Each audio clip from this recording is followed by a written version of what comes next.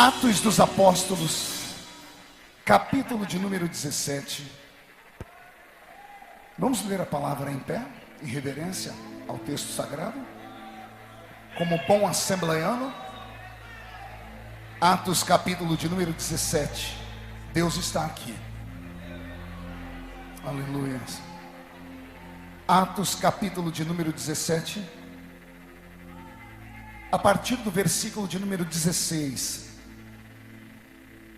está escrito assim: E enquanto Paulo os esperava em Atenas, o seu espírito se comovia em si mesmo, vendo a cidade tão entregue à idolatria, de sorte que disputava na sinagoga com os judeus e religiosos, e todos os dias na praça com os que se apresentavam. E alguns dos filósofos epicureus e estoicos contendiam com ele, e uns diziam: que quer dizer este paroleiro? E outros: parece que é pregador de deuses estranhos, porque lhes anunciava Jesus e a ressurreição. E tomando-o, levaram ao Areópago, dizendo: poderemos nós saber que nova doutrina é essa que você fala? Pois coisas estranhas nos trazes aos ouvidos. Queremos, pois, saber o que vem a ser isto. Pois todos os atenienses e estrangeiros residentes de nenhuma outra coisa se ocupavam, senão de dizer e ouvir alguma novidade. Estando Paulo no meio do Areópago, disse: varões atenienses, em tudo vos vejo um tanto supersticiosos, porque passando eu e vendo os vossos santuários, achei também um altar em que estava escrito: ao Deus desconhecido. Esse, pois, que vós honrais, não conhecendo, é o Deus que eu vos anuncio. Feche a Bíblia, coloque no banco, na cadeira, e pegue na mão da pessoa mais perfumada do seu lado. Ainda dá tempo. Aperte a mão dessa criatura com carinho até ela falar aleluia. Pentecostal que não faz barulho, está com defeito de fabricação, não é? Vamos orar mais uma vez? Pai, nós te exaltamos e te glorificamos. Nós entendemos que dentro de alguns minutos, e esta linda igreja ficará pequena para o tamanho da glória que o Senhor vai mandar do alto dos céus. Os que vieram tristes começarão a saltar de alegria. Os que vieram se arrastando não voltam para casa se arrastando. Hoje voltarão voando nas asas de um novo tempo. E antes que eu comece a revelar os seus oráculos, cerque este santuário com a sua glória. E num raio de 5 quilômetros, onde houver um demônio alojado, eu dou a esses demônios segundos para sumirem de Rio Verde. Porque se não sumirem, serão queimados pelo poder da sua glória que aqui será derramada. Rasgue os céus sobre este santuário. Manda anjos de fogo descerem aqui. Que estes anjos comecem a descer, trazendo brasas de fogo nas mãos. Comecem a esparramar estas brasas entre nós. E onde houver um crente cheio do Espírito Santo, pega ele agora, Jesus. Toma ela agora. Agora. Agora, meu Senhor.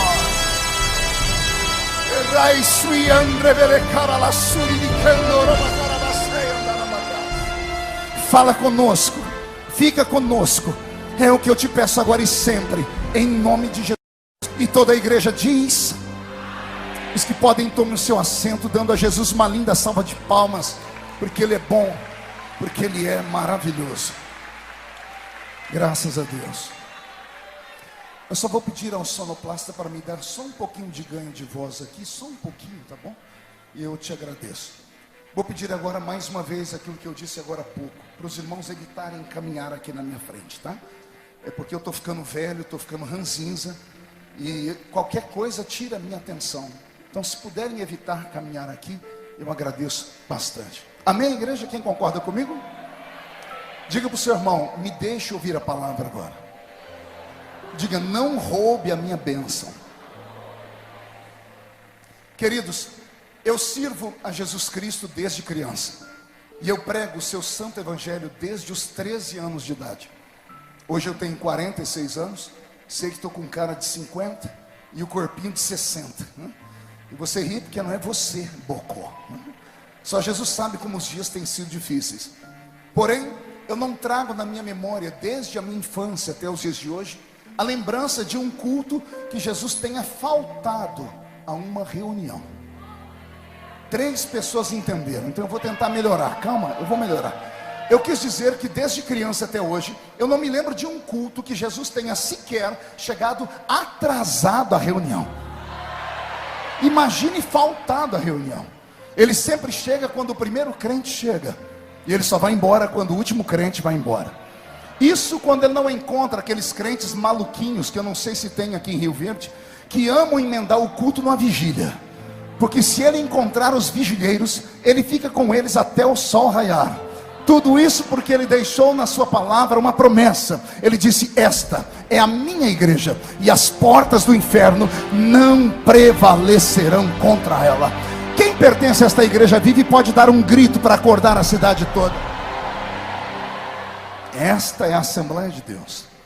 Vou pedir ao Robson que me acompanhe para mudar a música. Abrir a Bíblia no livro de Atos dos Apóstolos, para quem conhece a Bíblia e quem gosta das encíclicas escritas por Paulo, como eu, é uma aventura. Conhecer o tempo em que a igreja estava nascendo e os seus fundadores, os seus apóstolos, é um presente de Deus para nós que nascemos 2000 anos depois dos fatos acontecidos. Como estamos em um culto missionário, eu pedi a Deus para me fazer lembrar de um texto onde eu pudesse falar sobre missões. E o Senhor me fez lembrar desse texto em Atos capítulo 17. Eu te peço para se preparar, porque nós vamos entrar aqui pelo tapete da revelação divina, e tomara que você consiga voltar para a terra depois. Mas ler o capítulo 17 e ver a entonação da voz do gigante de Deus, de 1,5 metro de altura, não sei se você entendeu, o gigante de Deus, Paulo, tinha 1,5 metro de altura, uma cabeça agigantada, calvo por natureza. Há quem diga que ele era manco de uma perna e era caolho ainda por cima. E você ainda se acha feio? Olha o que temos na Bíblia.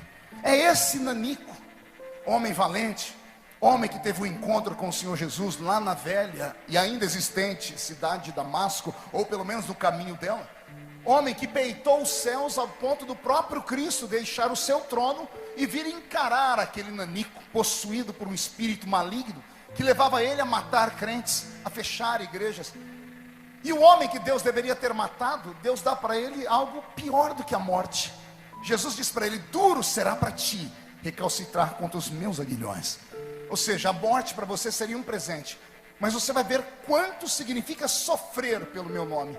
Nenhum outro sofreu como ele. Na Bíblia Sagrada ninguém se compara ao nanico Paulo, homem que por 3 vezes sofreu naufrágios, que foi mordido, picado por uma víbora, lançado de cima de muralhas, não uma, mas várias vezes. Homem que teve o seu corpo dilacerado, abandonado pela família, rejeitado pela própria igreja. E é essas dores que vão fazer ele ser o melhor de todos os pregadores. Quando perguntam para ele: você ainda serve a Jesus padecendo tudo que você padece? E ele não tem medo de dar um grito para nós ouvirmos hoje aqui, dizendo: nada me separa do amor de Cristo, nem a profundidade, nem a altura. É esse nanico que vai nos dar ensinamentos profundos aqui, porque ele aceita Cristo, se envolve com os apóstolos do seu tempo, só que ele toma um caminho diferente. Os discípulos do meu Cristo se esmeraram em pregar para judeus, e pregar para judeus era muito tranquilo, era confortável. Pergunte por quê? Só falo se todo mundo perguntar. Porque os judeus viviam sob o peso do Império Romano, eram escravos. Embora pudessem caminhar, ir e vir, o preço que pagavam pela liberdade era extremamente violento. Então pregar para pessoas que estão cativas não é difícil. Os discípulos de Cristo poderiam ter pregado apenas para os judeus, ou quiçá, atravessarem ali a cidadezinha de Tebas, que faz a divisa entre Israel e o continente africano, e descerem para o Egito, ou para os países daquela península africana, e pregar para africanos. Como nós vimos aqui os modelos e os desenhos do vídeo, é muito mais fácil e confortável, porque são pessoas que desde sempre sofreram. Quer ganhar uma vida para Cristo na África? Não é preciso ser um exímio pregador. Consiga recursos, vá em uma aldeia daquelas, leve um caminhão de suprimentos, de comida, e você vai ver pessoas virem aos milhares, pedirem comida na palma da mão.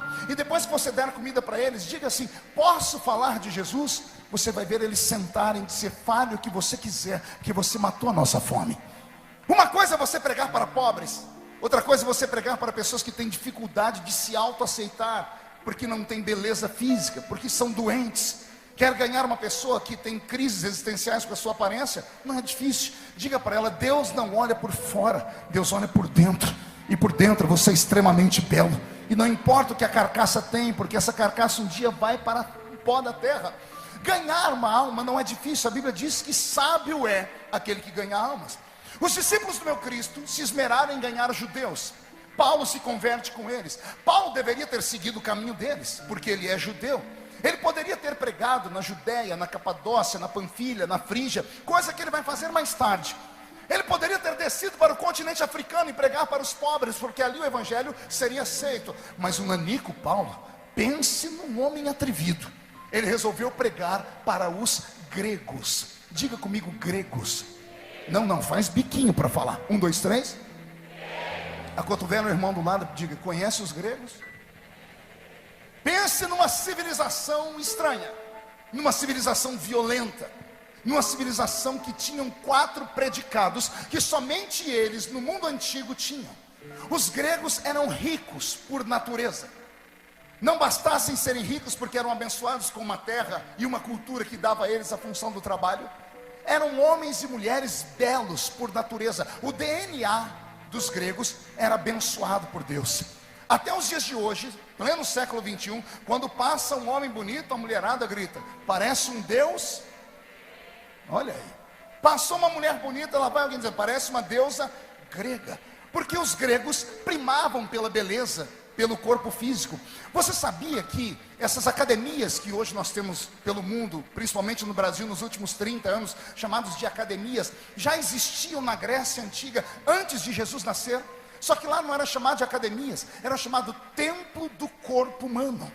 Os gregos eram apaixonados pelo biotipo humano, pelos bíceps, pelos tríceps. São os gregos, por exemplo, que inventam a medicina. Hipócrates é o pai da medicina.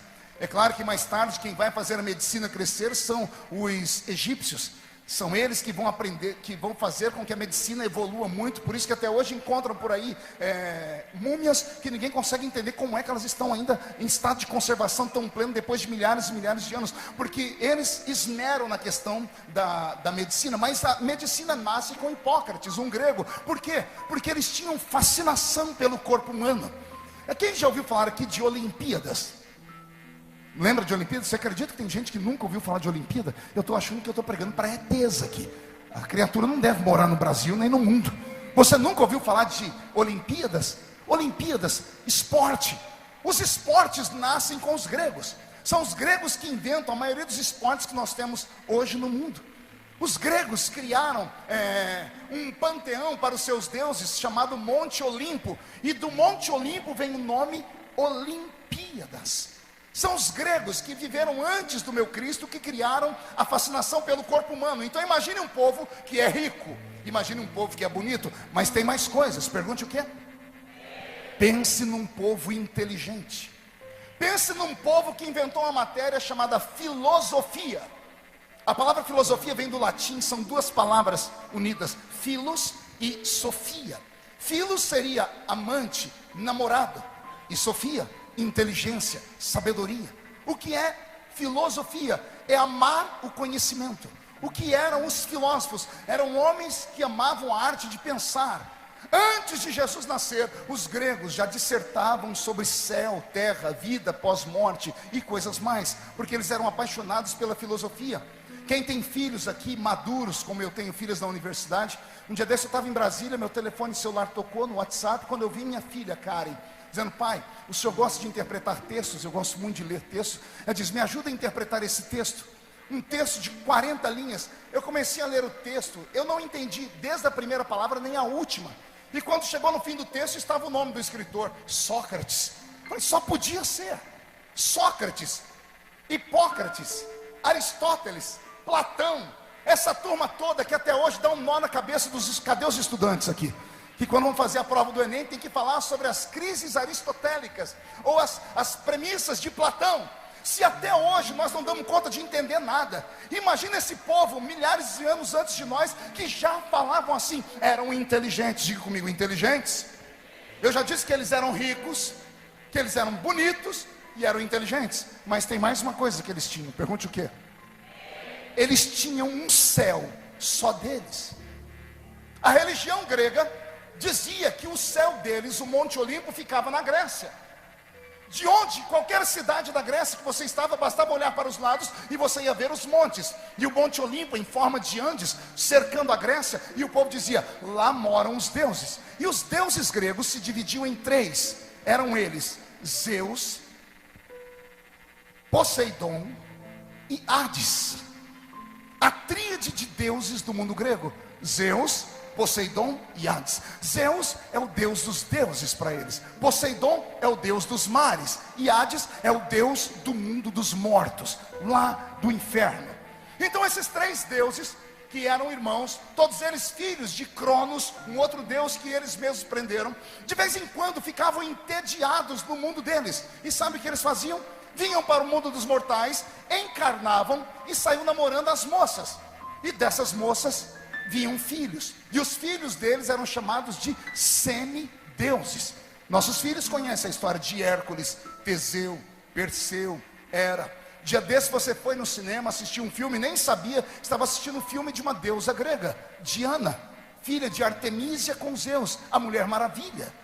Por isso que ela é bela daquele jeito, grega, entenderam? Filha de um deus que de vez em quando ficava tenso lá na terra dele e vinha para cá namorar as mulheres. Esse era o pensamento deles. O panteão dos deuses gregos tinha mais de 1 milhão de deuses. A capital da Grécia era Atenas. Diga comigo, Atenas. Atenas era a capital do mundo intelectual. O apóstolo São Paulo, um belo dia, ao invés de pregar para os pobres africanos, ao invés de pregar para os aprisionados judeus, resolve pregar para os ricos, belos, sábios e adoradores, chamados gregos. A tradição diz que quando você atravessava a porta de entrada de Atenas, você encontrava na frente uma imagem de 10 metros de altura, feita de ouro maciço. Embaixo havia o nome Zeus, Deus dos deuses. E embaixo um altar e sacrifícios ininterruptos, 24 horas por dia, 7 dias por semana, 30 dias por mês, 365 dias por ano. Era para qualquer pessoa que adorasse qualquer outro deus olhar aquele e sair correndo. Era para qualquer pregador que tentasse provocar proselitismo ali, olhar e ir embora. Mas o nanico de 1,5 metro de altura olha para a imagem de Zeus e vai para frente. Na mesma avenida, poucos metros à frente, tem uma outra imagem, uma imagem gigantesca. Embaixo tem o nome dela, Hades, rei dos mortos, altar e sacrifícios. Era para ele se assustar com esse dueto. Paulo não se assustou, andou mais um pouco na avenida, encontrou a imagem de Poseidon, com seu tridente na mão, o rei dos mares, e embaixo sacrifícios. Era para ele ter fugido dessa tríade de deuses, mas não, ele resolveu caminhar na avenida. A tradição diz que a avenida tinha mais de 5 quilômetros, e a cada metro quadrado um altar, pois Paulo olhou altar por altar, viu a imagem dos deuses e o nome dos deuses gregos, Poseidon, Diana, Artemísia, foi olhando uma por uma, e aquilo, ao invés de provocar em Paulo medo, provocou nele paixão. Lembra como eu comecei o texto? Paulo teve o coração quebrantado quando viu a idolatria de Atenas. Quando ele viu aqueles altares todos, ele quase teve um infarto no miocárdio. Ao invés de ir embora, ao invés de desistir do povo, ele foi até o último lugar da avenida. E quando ele chegou no último ponto da avenida, tinha um altar, só que não tinha imagem. O altar estava vazio de imagens, mas tinha sacrifícios. E ele então foi ler o nome do altar, e lá estava escrito: ao Deus desconhecido. Quando Paulo leu aquilo, ele disse: aqui é a minha deixa. Perto daquele antro de adoração pagã, o nanico dá um grito e diz: ó atenienses, eu conheço o Deus desconhecido. E ele começou a pregar. Acharam que ele falavam demais, então naquela época em Atenas, como era a terra da inteligência, disseram assim: você tem que falar, então não vai pregar aqui não, você vai conosco para o Areópago. O Areópago era um anfiteatro a céu aberto, parecendo essa igreja. Havia uma meia-lua aqui onde o homem ficava, e aqui embaixo as pessoas, para ouvir. Todo mundo tinha direito de falar. Ali nasce a democracia, o poder dos homens, o direito dos homens falarem. posso não concordar com nada do que você diz, mas defenderei o seu direito de dizer em qualquer momento. Isso é liberdade de expressão e democracia. Então Paulo vai para o Areópago, e ali na frente dele estão atenienses, todos eles, homens e mulheres. Era um dia de feriado, e quando ele começa a falar, as pessoas param para ouvir. Primeiro que ele chama atenção, pergunte por quê.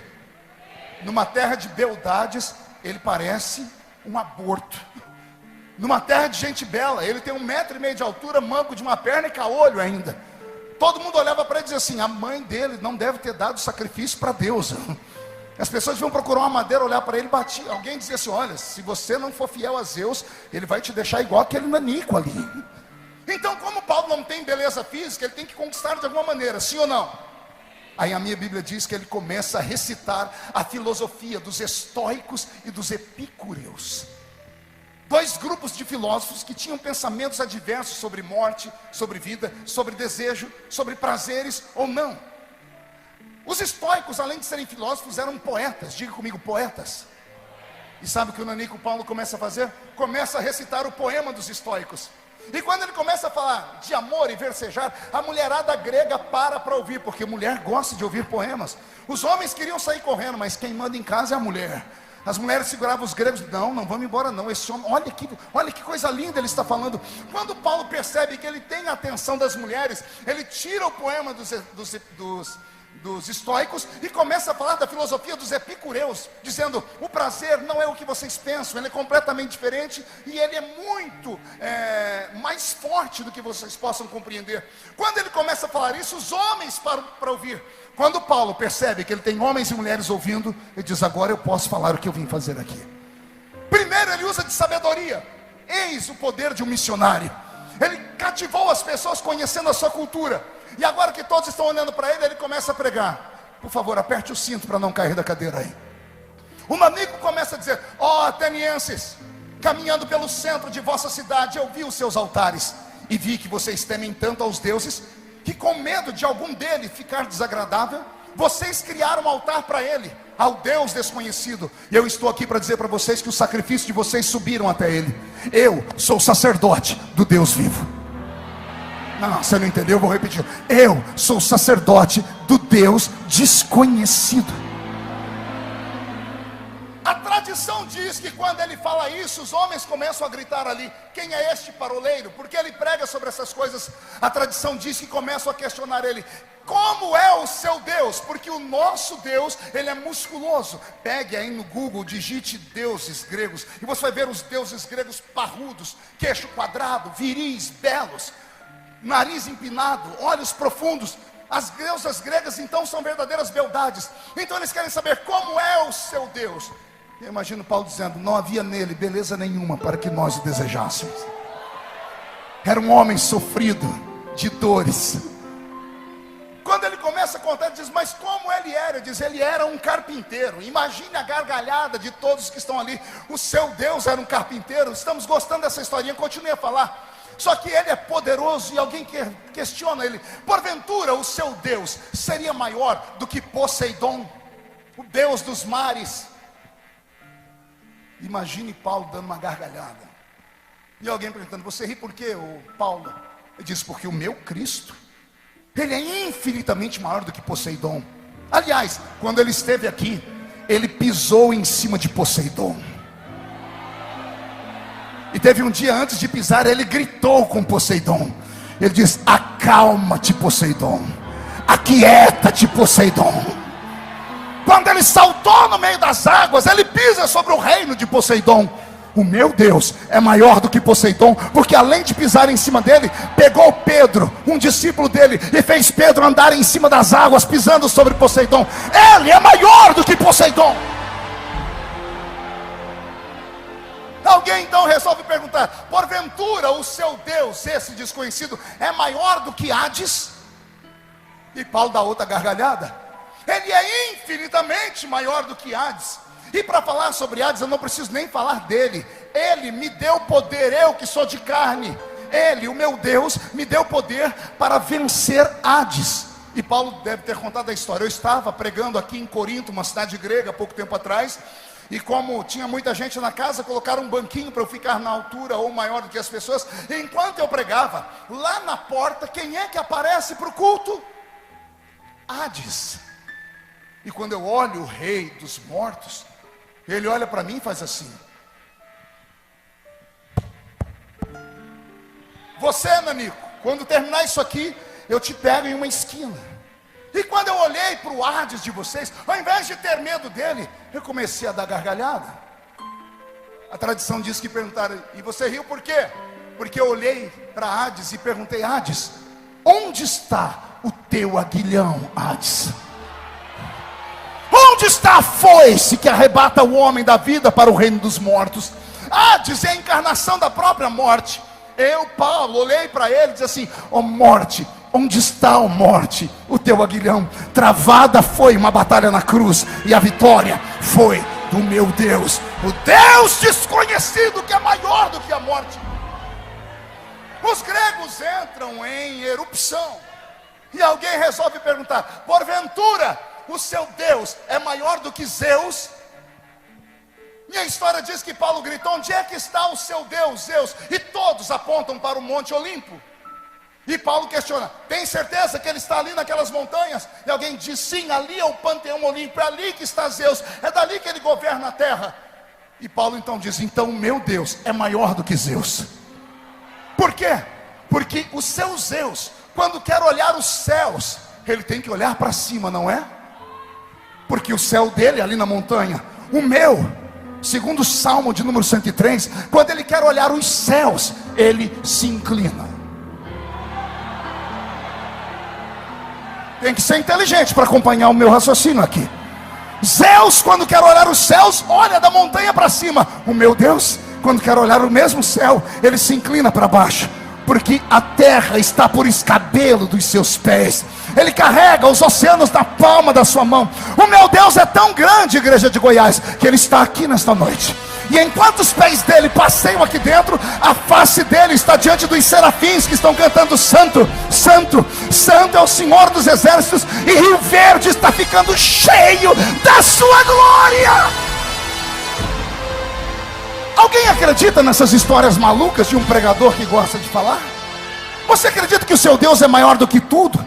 Se você acredita nisso, como é que você consegue ficar um culto como esse, que nós já estamos aqui há mais de 3 horas, olhando para o altar com essa cara feia, parecendo que foi batizado num pote de vinagre?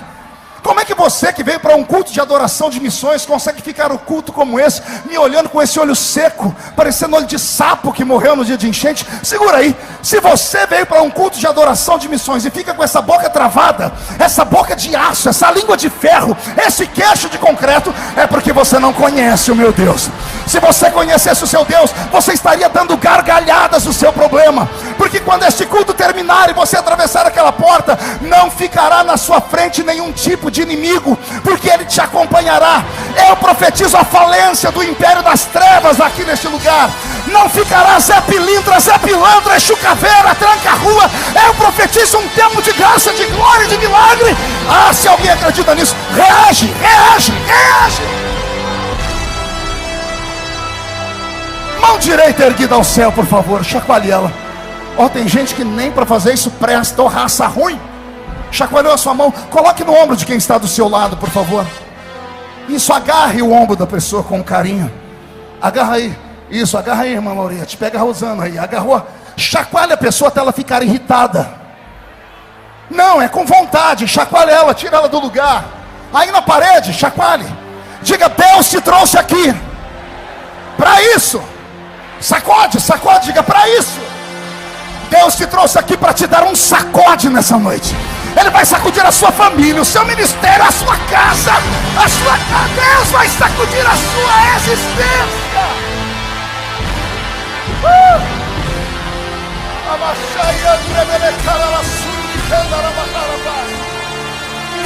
O Deus desconhecido escolheu esta noite, esta igreja, para refazer uma antiga aliança. Ei, ouça-me. Quando eu leio essas histórias de Paulo, sobe em mim uma glória. E eu explico por quê. Enquanto Pedro, Tiago e João se esmeraram em pregar para judeus que só murmuravam, pastor Roberto, Paulo vai pregar para gregos. Não bastasse a audácia de falar em Atenas, ele vai plantar a sua primeira igreja grega na cidade de Corinto. Diga comigo, Corinto. Não ouvi? Pense numa igreja. Pense em uma igreja que nunca antes houve uma como ela e nunca depois houve outra. Pense numa igreja que para você entrar no culto, lá fora, você era obrigado a pegar uma senha com um diácono. Quer perguntar por quê? Para saber que hora que você podia profetizar. Ô pastor, que igreja organizada? Organizada uma vírgula. Tinha que pegar uma senha, porque todo mundo na igreja era profeta. Só uma irmã deu glória, eu vou ter que desenhar. Eu desenho, não tem problema. Você consegue imaginar uma igreja onde toda a membresia é cheia do Espírito Santo? Não, eu vou ter que desenhar mesmo. Nós não estamos mais em Rio Verde. Murcha a barriga e estufe o peito. Olhe de canto de olho esquerdo para a esquerda. Não é para virar a cabeça não, é para olhar de canto de olho. Olhou para a esquerda? Cuidado. Eis aí um profeta. Olhe para a direita. Cuidado. Eis aí alguém que expulsa demônios. Dá uma olhadinha para trás. Esse cura os enfermos. Olhe para frente. Esse aí interpreta línguas estranhas. Olha aquela turma ali da parede. Aqueles lá têm o dom da operação de maravilhas. Olha a turma da direita. Aqueles ali têm a palavra da ciência na ponta dos lábios. Revelação pura, nua e crua. Imagine uma igreja onde o poder do Espírito Santo pululava. Os crentes transpiravam azeite. Foi esta igreja que Paulo plantou, no meio da Grécia. Nem a igreja de Jerusalém foi poderosa como essa. E detalhe, Paulo nunca andou ao lado de Jesus. Ele teve que fazer um intensivão no céu. Quando ele conta, eu conheço um homem que se no corpo não sei, fora dele não sei, foi até o terceiro céu e ouviu, ou seja, aprendeu coisas inefáveis que não é lícito contar para vocês.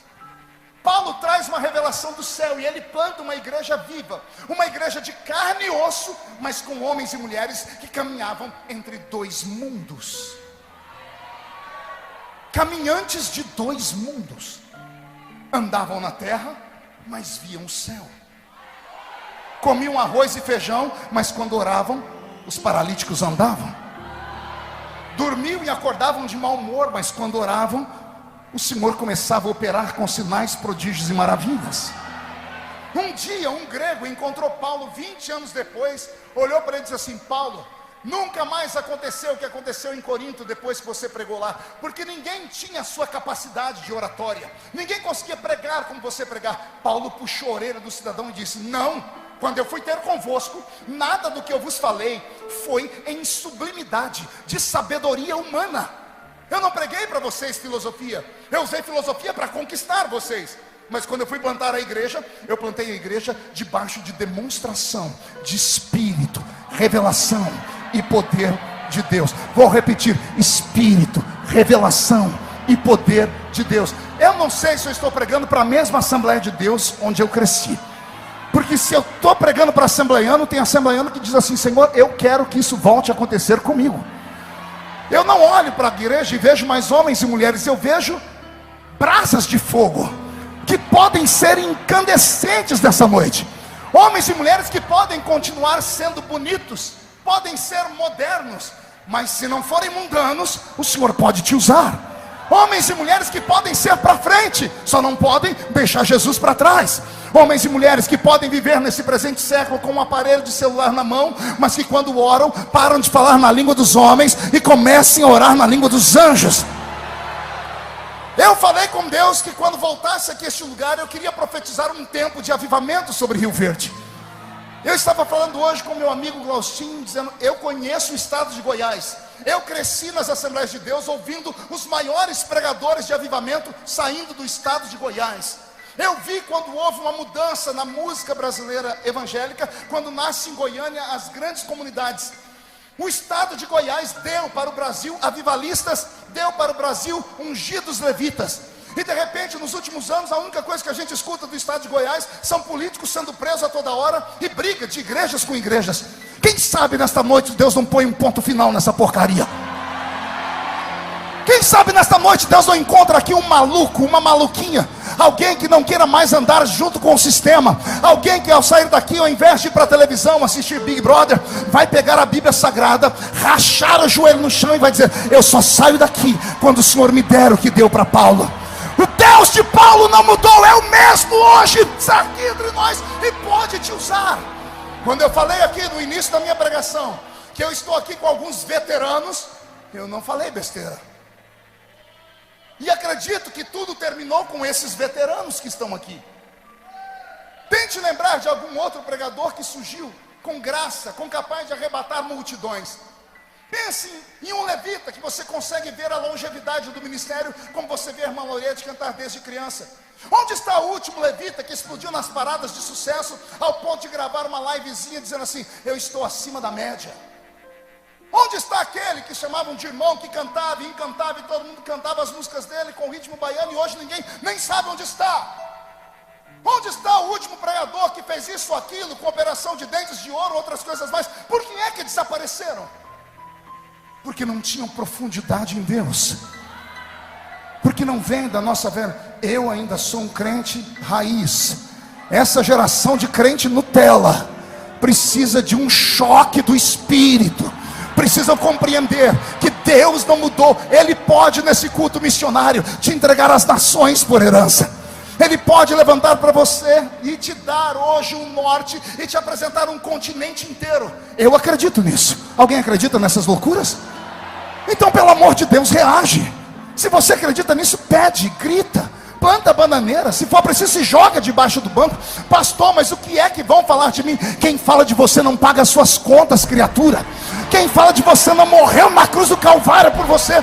Ou você busca Deus, ou Deus levantará as próprias pedras para clamar. Eu creio que Deus ainda levanta ungidos. Eu creio que nesta noite o Deus de Paulo Glaustinho está aqui dentro. E enquanto eu prego, esse arrepio que sobe pela sua coluna não é o efeito do ar-condicionado. Essa vontade de chorar não é um cisco que entrou nos seus olhos. Esse frio na boca do estômago não é uma ansiedade dos problemas de amanhã. É o Espírito Santo te tocando. É Ele gritando: eu quero te usar, eu quero te levantar, eu quero te colocar em destaque. Mas para isso acontecer, você tem que acreditar. E quem acredita tem que ignorar tudo e todos. É preciso aprender a adorar. É preciso voltar a buscar. Este lugar está sendo transformado em uma fábrica de campeões nesta noite. Fábrica de ungidos de Deus. Você pode ter entrado aqui sem saber o que veio fazer, como por exemplo duas moças que eu vi ali atrás lixando a unha enquanto eu estava pregando. Alguém avisa elas que aqui não é um salão de beleza, aqui ainda é um lugar onde Deus levanta homens e mulheres com autoridade profunda. Alguém acredita nessas loucuras desse pregador? Então, em um salto, fique de pé, por gentileza. Fique de pé.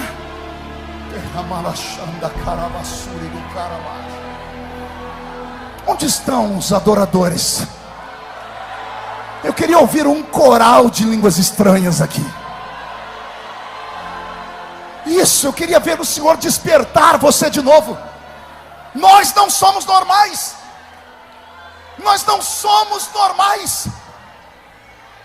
Aquilo que os olhos não viram, aquilo que os ouvidos não ouviram, aquilo que não subiu ao coração do homem, é o que Deus tem reservado para os goianos que vieram a este lugar hoje. Eu vou pedir para que todos inclinem a cabeça por um momento. Eu vou fazer um convite de altar. Talvez eu vá até passar vergonha, porque os crentes de hoje já não obedecem mais à voz de um pastor. Mas eu não vou ser covarde. Eu queria orar nessa noite com homens e mulheres que estão aqui, que vieram de todas as partes, e que têm coragem de dizer: pastor, eu não sou mais o mesmo. Eu não sou mais aquele crente fervoroso. Eu não tenho mais visões. Eu não tenho mais ousadia. Eu não prego mais, eu não canto mais. Eu perdi a sensibilidade. Mas enquanto o Senhor pregava, do jeitinho de antigamente, foi brotando uma vontade aqui dentro. E por um momento eu disse: ao Deus de Paulo, me levanta, me devolve, faz uma obra nova na minha vida. Todos de cabeça inclinada. Se você tiver coragem, eu quero orar por você aqui na frente do altar.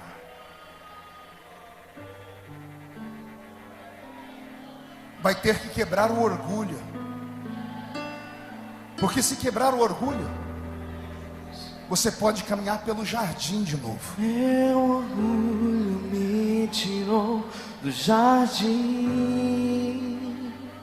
sua humildade colocou jardim em mim. E se eu vendesse tudo que tenho, em troca do amor, eu falharia.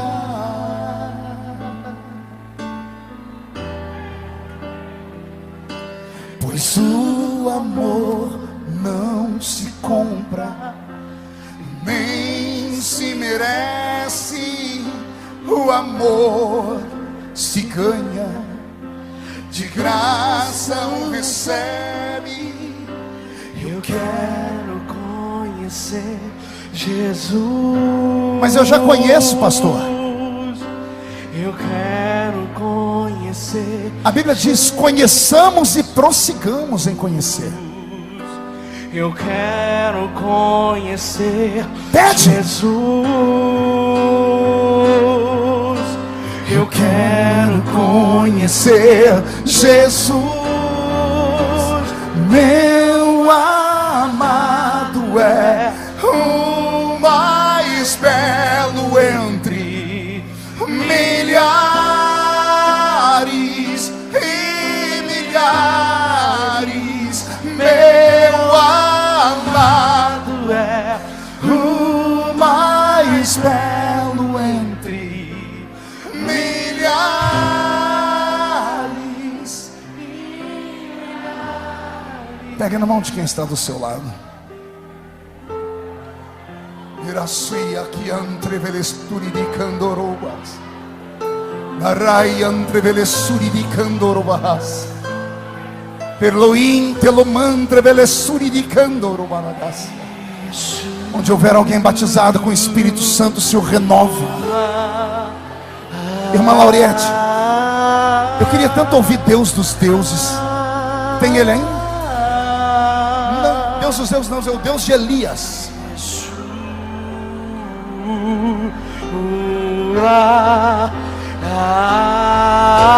Você conhece esse nome? Vamos cantar. Yeshua.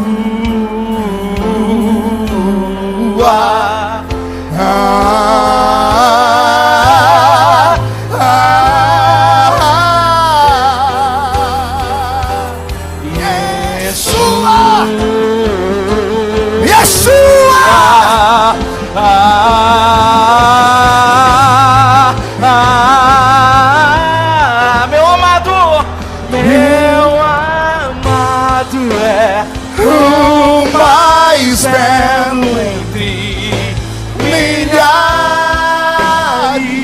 e milhares. Meu amado é o mais belo entre milhares. Ah, Deus! E milhares. Incline a cabeça, pegue na mão de quem está do seu lado, a igreja toda. Eu vou orar.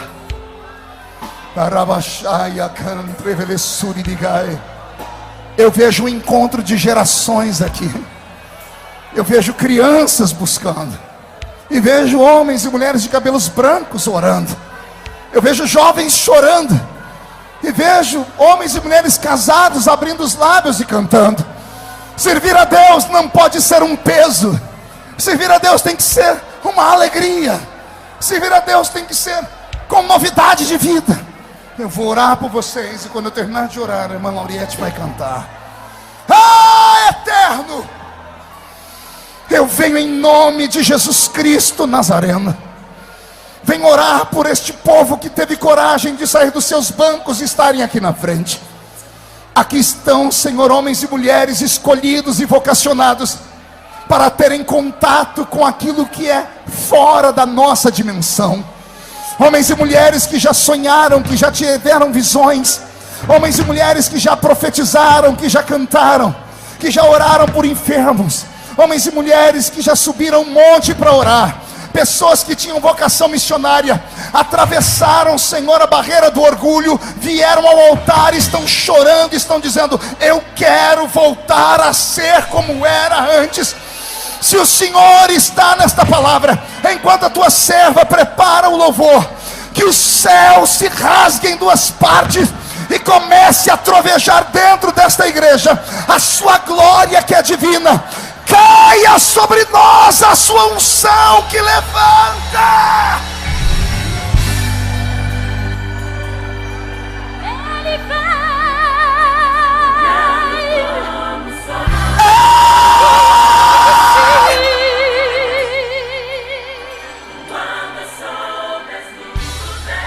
A trombeta eu posso ouvir. Eu quero ouvir aqui Rio Verde, o grande coral, o grande coral. Oh meu Deus, cantando uma canção,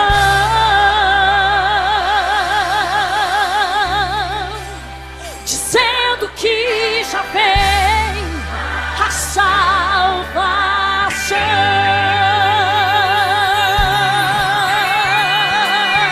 Solte a mão do seu irmão e levante ela para o céu. Recebe esta graça. Isso. Comece a treinar o seu espírito. Fale em línguas. Adore a Deus. Erga a sua voz até o céu.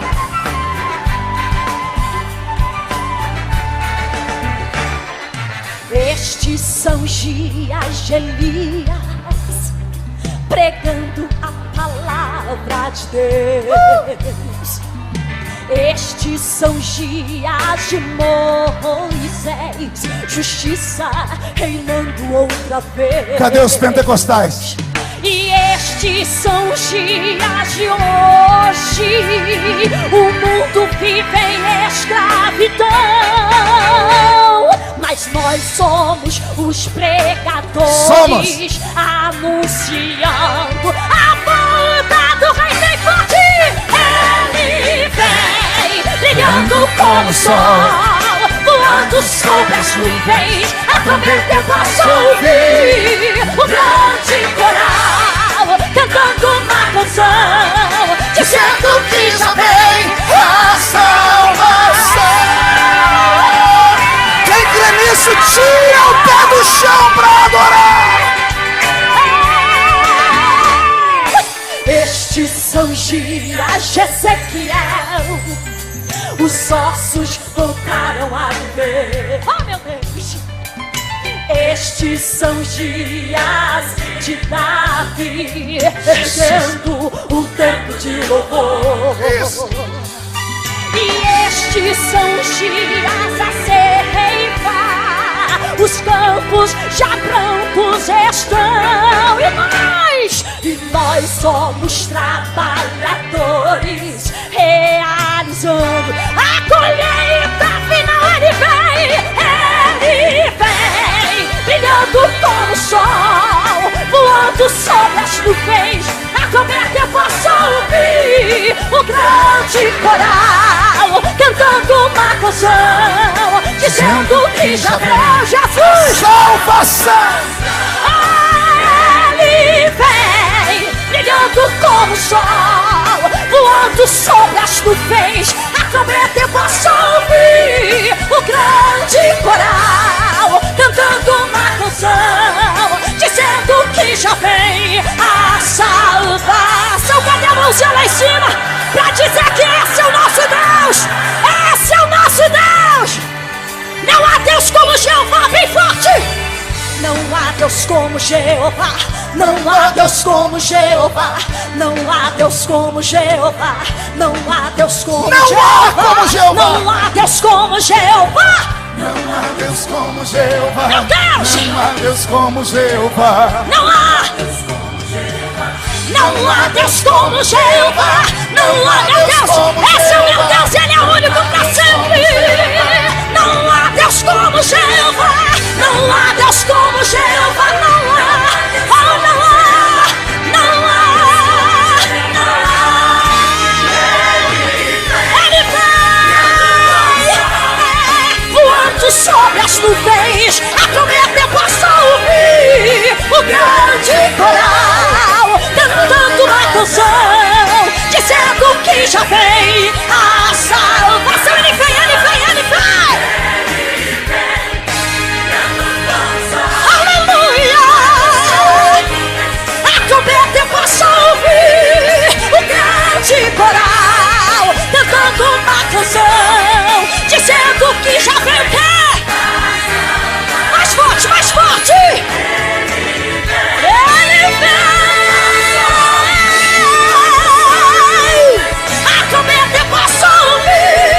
O grande coral cantando uma canção, dizendo que já vem a salvação. Coral, coral, o grande coral cantando uma canção, dizendo que já vem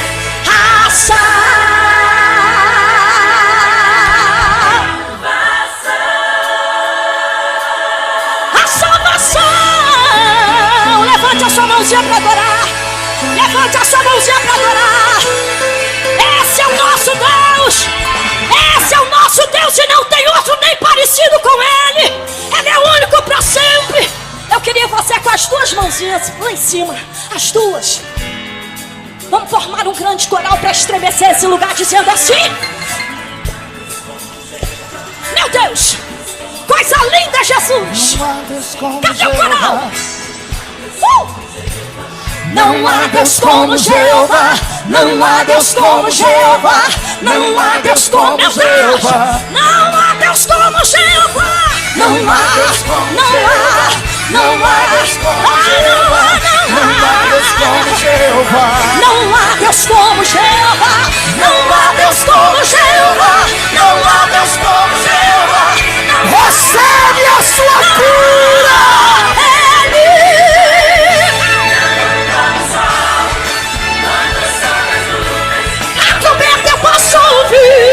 O grande coral cantando uma canção, dizendo que já vem. Ele vai, ele vem. A trombeta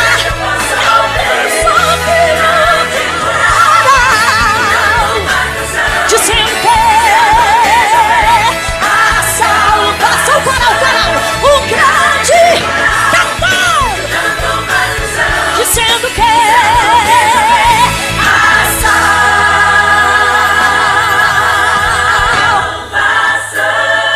salvação.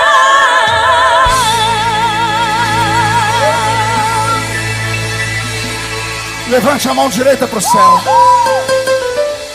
Diga comigo, em nome de Jesus, todos os demônios que lutaram contra a minha família, contra a minha igreja, contra o meu estado, contra a minha vida, contra o meu ministério, eu ordeno. Não estou pedindo, estou ordenando. Venha para a palma da minha mão agora. Feche a sua mão com autoridade. Eu vou contar até 3. Você vai jogar no chão e vai pisar em cima. E aí você vai abraçar pelo menos 7 pessoas, porque o número 7 é um número profético. Esta é uma noite profética. E você vai dizer a cada um deles: o Deus de Paulo já visitou você. Os dons estão sobre a sua vida de novo. Eu não me responsabilizo pelo que vai acontecer esta madrugada, quando você começar a ter sonhos proféticos. Alguns, quando acordarem amanhã de manhã e olharem no espelho, não vão se reconhecer mais. Quando chegarem no trabalho, vão perguntar a você: você viu um passarinho verde? Você vai dizer: não, foi uma pombinha de fogo que desceu sobre a igreja ontem à noite. você nunca mais será o mesmo. 1,5, sua família sentirá orgulho de você de novo. 2, quem viver verá, para ver o que Deus fará na sua vida. 2,5, Rio Verde, pastor Wellington, será chamado de capital do avivamento do estado de Goiás. 3, jogue no chão, pise em cima, abrace 7 pessoas e profetize.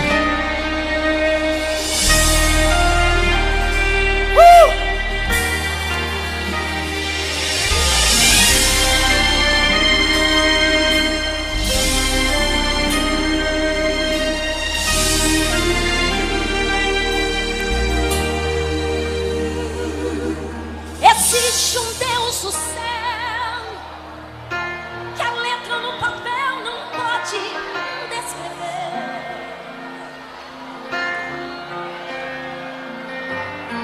Não dá pra imaginar, não dá pra comparar o seu grande poder. Esta é a Assembleia de Deus.